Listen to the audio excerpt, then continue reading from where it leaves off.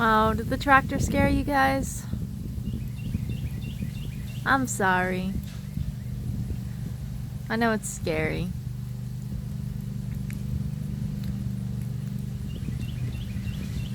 Now, go to sleep. Lay down. Look at them, they're adorable.